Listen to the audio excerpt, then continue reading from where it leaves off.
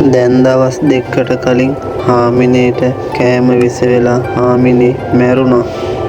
මට දැන් කවුරුත්ම නෑ. මට දැන් ඉන්නේ අයියයි අක්කයි විතරයි. ඔහෙලට මම කිව්වා නේද මේ පැත්තේ ආයේ පස් පාගන්න එන්න එපා කියලා. දැන් තමසේ බලාගන්න මේ කවුරුත් නෑ. කමක් නෑ මයි යන්න. අයියලා කැමති නෑනි මං යනවට. අයියලාට කරදරයක් වෙන්නේ මයි යනවා. ඔව් යන්න කියලා තමයි මම මෙච්චර වෙලා කිව්වේ. ආයි නම් මේ පැත්ත පලාත එන්න එපා. අනික ඔය මරණ ගෙවල් වලට වියදම් කරන්න අපිට සල්ලිත් නෑ. මේ මනුස්සයා අම්මට ඒක වචනයක් කතා කරන්න දෙන්නේ නෑනේ. මනුස්සකමක් කියලා කෑවිලාවත් නෑ. මගෙත් කරුමේ.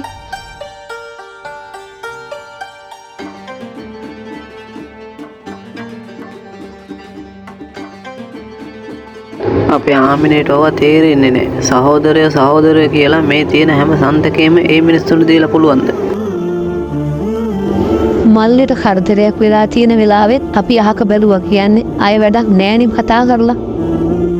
රස්සාවක් නෑ කියලා ඒ මිනිස්සු දෙන්නව නිකරුණේ මේ ගෙදරින් එලවලා දැම්මා. මෙව්වා මහ පව්කාර ජීවිත. කොහේ හරි ගුබ්බෑමක රිංගලා අනම්මනම් කාලා විස වෙලා මැරෙන්න ඇති. ඔව්වට අපි ඵලියයි.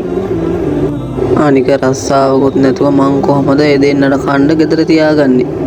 හාමිනේටත් මොලේ හොඳ නෑ.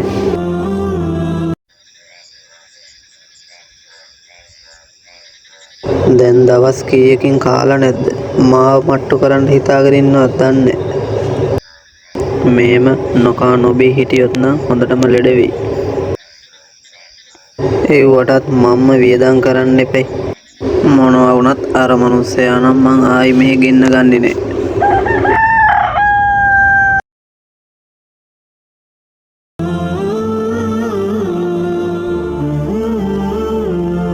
සති ගණන් මාස ගණන් කන් නැතුව හිටපුවාම මේ දේ වෙනවා තමයි. මාව මට්ටු කරන්න හිතාගෙන කරන්න ඇත්තේ. දැන් ඉතින් හාමිනේගේ අවසන් කටයුතුත් වැඩි කල් බල ඉන්න නැතුව ඉක්මනට කරලා දාන්න ඕනි. නැත්තම් ඒ වියදමත් මමනි බලන්න ඕනි. නොකා නොබී ඉඳලා මැරිලා ගියා කියලා ඒකට මම ඵලියයි. මරණ කටයුතු ඉක්මනට ඉවර කරන්න ඕනි.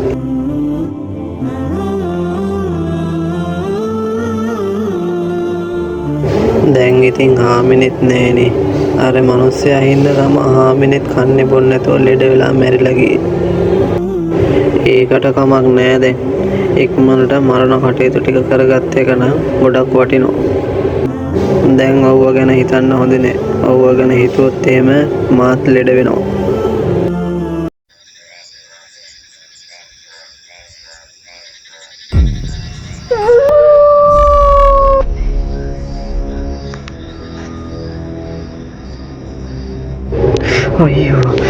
අයියෝ මම මේ හීනයත් මේ දකින්නේ. හාමිනේ මල්ලිගේ හාමිනේ නේද මේ ඉන්නේ? අයියෝ මේ මොකද්ද මේ වෙන්නේ? වෙලාවත් පාන්දර 2යි. සතුටින් ඉන්නවා වගේ නේද?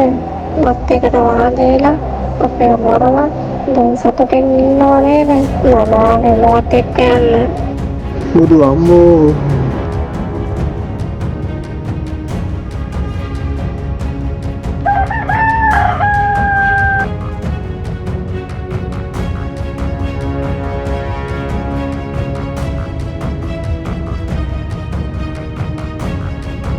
අනේ මල්ලි මම මේ පාන්දරින් ගෙදරින් ආපු පිම්ම අපේ හාමිනේ නැති වුණා. අපේ හාමිනේගේ ආත්මේ නංගිගේ ආත්මේ මාව මරන්න හොයනවා. මට නම් ඒ ගෙදර යන්න බෑ මල්ලි. අපි කට්ටඩියක්වත් හොයමුද මල්ලි? මට නම් තියෙන්නේ බයක් නෙමෙයි. මට තියෙන්නේ පුදුමාකාර දුකක්. අයියා අපිට කරපු වෙනස්කම් වලට අයියා එක්ක අපි තරහ නැහැ. මල්ලි අපි ඉක්මනට ගිහිල්ලා කට්ටඩියෙක් හොයාගෙන මේ වැඩේ ඉවර කරන්න බලමු. නැත්තම් මට විසුමක් වෙන්නේ නැහැ. ඔව් අපි ඉක්මනට යන්. කොහොමත් අපේ පුරුදු තැන එතනනේ. ගිහිල්ලා බලලා අපි පස්සේ කට්ටඩියෙක් හොයාගමු. දැන් අපි යන්.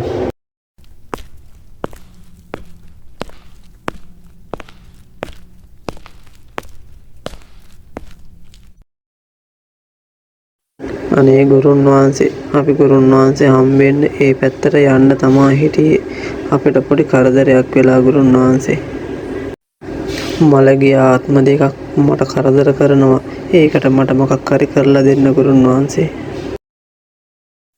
මේ ළමයා දකිද්දිම මට තේරුණා මම ඒකයි මෙතන පොඩ්ඩක් නතර වුණේ.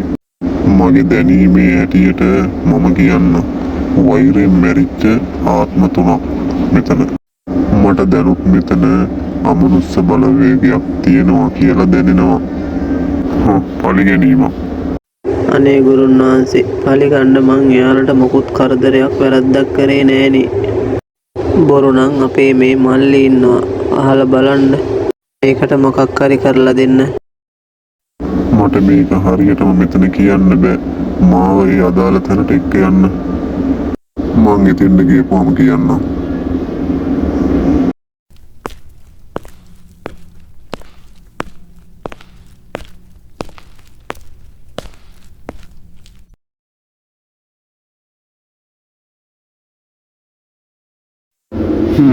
මම හිතුවා හරි මේ ගෙදරට ආසාවෙන් හිටපු 3 දෙනෙක් නපුරු ආත්ම බලවේග 3ක් මේක නවත්තන්න නම් මට තනියම බෑ. අනික මේකට ලොකු වියදමක් යනවා. මම තව එක්කෙනෙක් අඳ ගහගෙන එන්න ඕනේ. මොකද මේකට ඕමනා කලමනා ටික හරියටම හොයාගෙන හිමින් සීරුවේ වැඩේ කරන්න ඕනේ. එහෙම නැති වුණොත් එහෙම අපේ ඔළුවත් ඉවරයි. අපේ හාමිනෙත් නැති වුණා. මට ඒ මරණයටත් ගොඩක් වියදම් ගියා. අඩු වියදමින් කරන්න බැරිද ගුරුන් වහන්සේ? මට අඩුම කුඩුම ටික කියන්න. මායි මල්ලේ ගිහිල්ලා ඒ ටික හොයලා තියන්නම්. ජීවතුන් අතර ඉද්දීන් ගොඩාක් දුක් විඳපු 3 දෙනෙක්. ඒ ආත්ම තුන ගොඩක් නපුරු ආත්ම තුනක් වෙලා පරිගැනීමේ චේතනාවෙන් තමා මේ ගෙදරට අරගෙන ඉන්නේ. මං හෙට උදේ මෙන්න.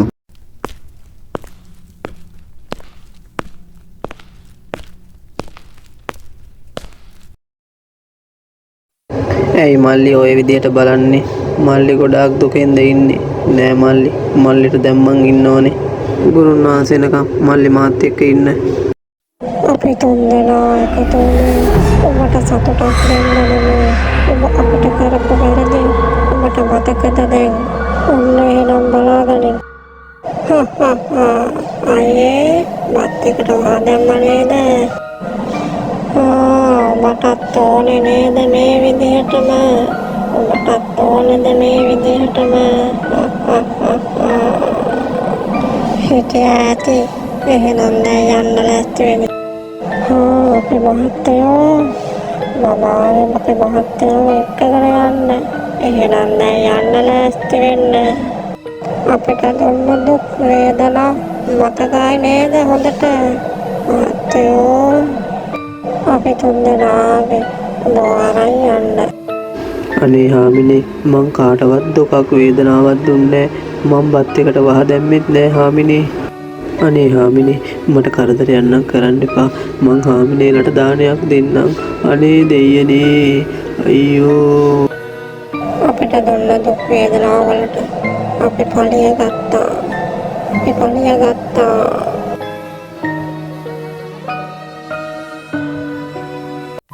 මේ මිනිස්සයයි මේ මිනිස්සයාගේ ගෑනු මිනිස්සයයි යන එන මං නැතුව පාරේ තමා හිටියේ.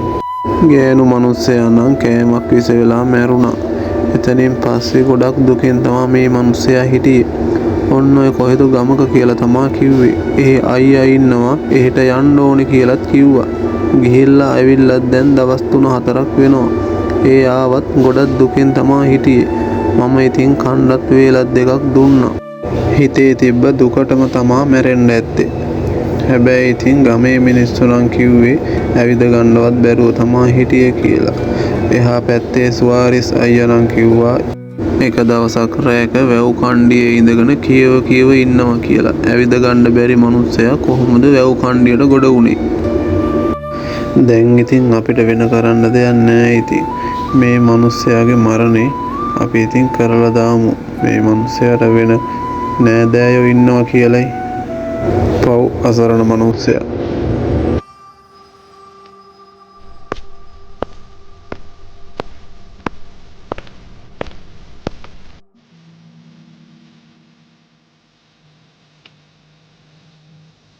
මම හිතුවා හරි මම මේ ගෙදරට ඇවිල්ලා මේ සාක්ෂිය කරයි කියලා තියෙන බයට තමයි මේ නපුරු ආත්ම තුන ඉක්මන් වුනේ.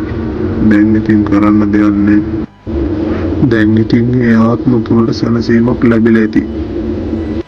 ඔන්න ඕකට තමයි කියන්නේ ජීවත් වෙලා ඉද්දී මිනිස්සුන්ගේ හිත රිද්දන්නේ නැතුව, කුහක වෙන්නේ නැතුව, තණ්හා වෙන්නේ නැතුව මනුස්ස කෙනෙක් වැඩ කරන්න කියලා.